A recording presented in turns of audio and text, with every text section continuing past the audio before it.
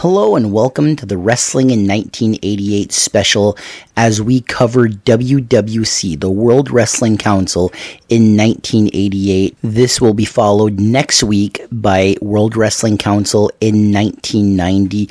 The main point in doing this 1988 special is in July there is a horrible tragedy that happens with the death of Bruiser Brody, and I basically want to see how WWC is doing before the tragedy and after the tragedy, and next week it's a year and a half later to see how they're doing then. So let's get this started in January of 1988, and let's look at the champions going into 1988.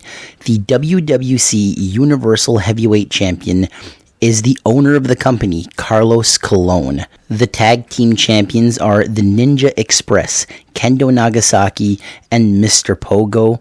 The WWC Puerto Rico champion is Miguelito Perez. The WWC Caribbean Heavyweight Champion is Hercules Ayala. The WWC Television Champion is Invader number 1. The WWC Junior Heavyweight Champion is El Gran Mendoza. The WWC North American Champion is TNT. And the WWC Women's Champion is Wendy Richter. The first big title match in January of 1988 saw Invader number 1 and Invader number 3 win the WWC Tag Team titles from the Ninja Express, Kendo Nagasaki, and Mr. Pogo. Invader 1 and 3 would only hold the titles for 10 days. They would lose them right back to the Ninja Express, Nagasaki, and Pogo. At the start of the year, Carlos Colon is defending the WWC Universal Championship and feuding with former WWF World Champion, the Iron Sheik. Carlos Colon would successfully defend his title in every match versus the Iron Sheik. A young Keiji Muto, who would also wrestle under the name The Great Muta, would be wrestling in WWC under the name Super Black Ninja. Invader 1 would defend the WWC television title versus the Super Black Ninja, and it would go to a no contest, and the TV title would eventually be vacated. Going into February of 1988, international talent being used by the WWC include the Ninja Express, Kendo Nagasaki, Mr. Pogo, and the Super Black Ninja. All three are being managed by El Profe. Also wrestling for WWC includes Abdullah the Butcher, the Iron Sheik, Rocky Johnson, Afa of the Wild Samoans, Bruiser Brody, Bobby Jaggers, Dan Crawford, and Dutch Mantell. The vacant WWC television title would be won by the Super Black Ninja. One of the big feuds for WWC in 1987 was Carlos Colon versus Hercules Ayala. This feud would start a new chapter, and we would see Hercules Ayala defeat Carlos Colon to become the WWC Universal Heavyweight Champion for a second time. Hercules Ayala would also compete in the Maritimes as Hercules Ayala Cortez. He would feud with Frenchie Martin over the Atlantic Grand Prix Wrestling International Heavyweight title. Hercules Ayala winning the WWC Universal Championship made him a double champion, as he was also the WWC Caribbean Heavyweight Champion. In March of 1988, Ricky Morton and Robert Gibson, the Rock and Roll Express, would start working World Wrestling Council. In a post-match beatdown, Invader number 1 and Invader number 2 were bloodied by Chicky Star and Rambo Ron Star.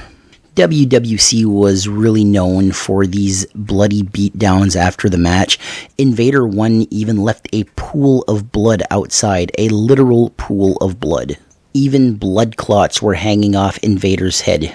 One of the most popular tag teams in the history of WWC is Chris and Mark, the Youngbloods. They would face Mr. Pogo and Kendo Nagasaki, the Ninja Express, and they would win the WWC Tag Team Championships. The Super Black Ninja would lose the WWC Television Championship to Invader 1. but not long after that, he would defeat Miguelito Perez to win the WWC Puerto Rico Championship. In April, the feud between Carlos Colon and Hercules Ayala would continue. They would have a few matches for the WWC Universal Championship. Carlos Colon would win back the WWC Universal Championship on April 9th from Hercules Ayala. Not long after that, Dangerous Dan Spivey would make his debut for WWC, and he would be the next challenger for the WWC Universal Heavyweight Championship. As far as Hercules Ayala goes, his feud with Carlos Colon was far from over in 1988. In April of 1988, it was announced that Hot Stuff Eddie Gilbert would be coming to WWC. The infamous angle between Raging Bull Manny Fernandez and Invader No. 3 would happen in 1988. This is when Raging Bull Manny Fernandez would come off the top ropes numerous times, dropping big knees into the stomach of Invader No. 3, and Invader No. 3 would start vomiting blood. I don't know how they did this, but it's quite a sight to behold. Going into July of 1988, Bruiser Brody is in a tag team with Rocky Johnson. Another big feud happening is the Kansas City Jayhawks. Hangman Bobby Jaggers and Dandy Dan Crawford are feuding with the WWC Tag Team Champions, Chris and Mark, the Youngblood Brothers. The rivalry between Super Black Ninja and Miguelito Perez would come to an end as they would compete in a hair versus hair match. The Super Black Ninja would go bald as Miguelito Perez would get the victory in a non-titled match. Rambo Ron Starr would defeat Invader No. 1 to win the WWC Television Championship.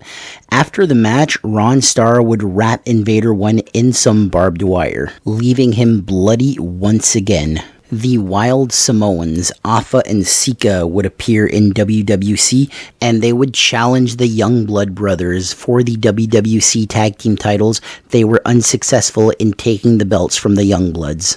Dangerous Dan Spivey would feud with Carlos Colon over the Universal title. Carlos Colon would be successful in all his title defenses versus Dangerous Dan Spivey. TNT would end the 448-day Caribbean heavyweight title reign of Hercules Ayala. Hercules Ayala would not be without gold for long as he would defeat Carlos Colon to win the WWC Universal Heavyweight Championship for a third time. But the week before he won the title, that's when the tragedy happened. On July 16th, Frank Goodish, better known as Bruiser Brody, would be stabbed in the showers by Jose Gonzalez, wrestling under the name Invader 1. A lot of documentaries have come out about this story. Dark Side of the Ring had an episode dedicated to this incident in Season 1. Tony Atlas and Dutch Mantell have had shoot interviews where they talked about this incident. It's probably the darkest moment in wrestling history when a wrestler murders another wrestler. As the story goes, Bruiser Brody was left on the floor bleeding to death as it took forever for the ambulance to get there because there was so much people waiting to get in to see the show. Tony Atlas had to help the paramedics to get Bruiser Brody in the ambulance, and he drove to the hospital with him. But unfortunately, the next day, July 17th, Bruiser Brody, Frank Goodish, would pass away as a result of his injuries. He was only 42 years old. The man who murdered Bruiser Brody, Jose Gonzalez, Invader 1, never saw a day in jail. Jose Gonzalez got off on self-defense, which is completely stupid. Tony Atlas and Dutch Mantell have said that they got their subpoenas after the hearing had happened. They knew the verdict before they got their subpoena. To this very day, Jose Gonzalez walks the street as a free man. Now let's take a look at the rest of 1988 to see if there are any big stars coming to WWC after this brutal murder. The first big thing that would happen after the Bruiser Brody incident, the Ninja Express, Mr. Pogo and Kendo Nagasaki, they would win back the WWC Tag Team titles by defeating the Youngblood Brothers. The Super Black Ninja would lose the WWC Puerto Rico Championship to Ricky Santana. Not long after winning the WWC Tag Team Championships, the Ninja Express would lose the titles to the Batten twins, Bart and Brad. On an episode of Chiqui Star's Sports Shop, his special guest would be Super Medico. During the interview with Chiqui Star, Super Medico would pull out a club and he would nail Chiqui Star on the top of the head, leaving him in a bloody mess. He would then pull an Invader mask from his tights. It was Invader 3 the entire time, getting revenge on Chiqui Star. The doctors would attend to Chiqui Star and they would actually sew his head up on the spot. Carlos Colon would challenge Rambo Ronstar for the WWC Television Championship, and he would be successful in the challenge as he would become the new WWC Television Champion. Nature Boy Buddy Landel would challenge TNT for the Caribbean title, and he would win the Caribbean title. On August 24th, the WWC Universal Heavyweight title would be vacated, ending Hercules Ayala's third and final reign at 32 days. WWC's anniversary show would take place on September 10th. This is like their WrestleMania. This would be less than 2 months after the Bruiser Brody murder. Let's see who was on this card. International stars on this card would include Dutch Mantell, Pez Whatley, Mike Graham, Don Kent, Buddy Landel, Jimmy Valiant, Rufus R. Jones, Afa and Sika, the Wild Samoans, the future Bushwhackers, at this point being known as the Sheepherders. This was Butch Miller and Luke Williams, Wahoo McDaniel, Dan Spivey, Ronnie Garvin, and the Iron Sheik. So even with the murder, there's still some North American and international stars appearing in Puerto Rico. The big matches on the anniversary show saw Buddy Landel successfully defend the WWC Caribbean Championship versus former champion TNT. Ricky Santana would successfully defend the WWC Puerto Rico Championship versus Mr. Pogo, but after the match, Mr. Pogo would put on the Cobra Clutch and injure Ricky Santana. The Batten Twins would successfully defend the WWC Tag Team titles versus the Sheepherders. It looked like the Sheepherders had won the titles after using a flagpole to beat one of the Batten Twins, but then it would be reversed and the Batten Twins would win by disqualification. The blood feud between Invader 3 and Chiqui Star would continue on this night as they would meet in a match. Chiqui Star would come out the victor. In a hair versus hair match, Hurricane Castillo Jr. and Miguelito Perez would beat the Kansas City Jayhawks, Hangman Bobby Jaggers, and Dandy Dan Crawford, and they would shave their heads bald. And in the main event of the 1988 anniversary show, Carlos Colon would beat Hercules Ayala in a fire match. No titles were on the line in this match. Not on this show was Invader 1 Jose Gonzalez. Later in the month of September, TNT would win back the WWC Caribbean Championship from Nature Boy Buddy Landel. Hangman Bobby Jaggers would win the WWC Puerto Rico title from Ricky Santana. And the Batten Twins would lose the WWC Tag Team titles to Chiqui Star and Rambo Ronstar.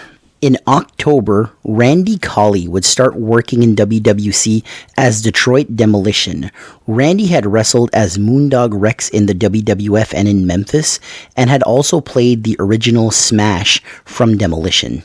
As Detroit Demolition, he looked exactly like Axe and Smash did, with face paint and spikes. The rivalry between Carlos Colon and Hercules Ayala would continue after their legendary fire match, as they would compete in dog collar matches. A tournament to crown the brand new WWC Universal Heavyweight Champion would take place, and in the finals, rugged Ronnie Garvin would defeat Carlos Colon to become the new WWC Universal Champion.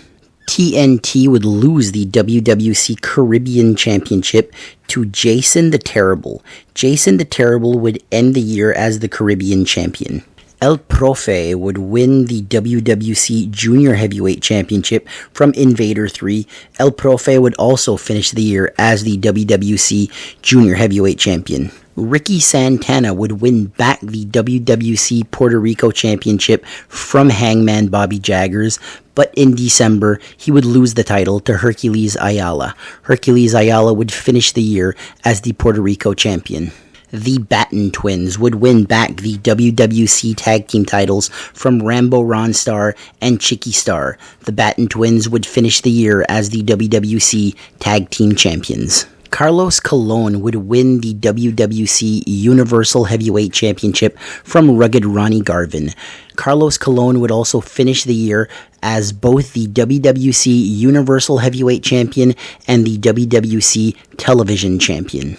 Now, at the end of the video here, the big question is, was the death of Bruiser Brody the start of the decline of WWC? Was it all because of Brody's death? Were the wheels already in motion for the decline of WWC?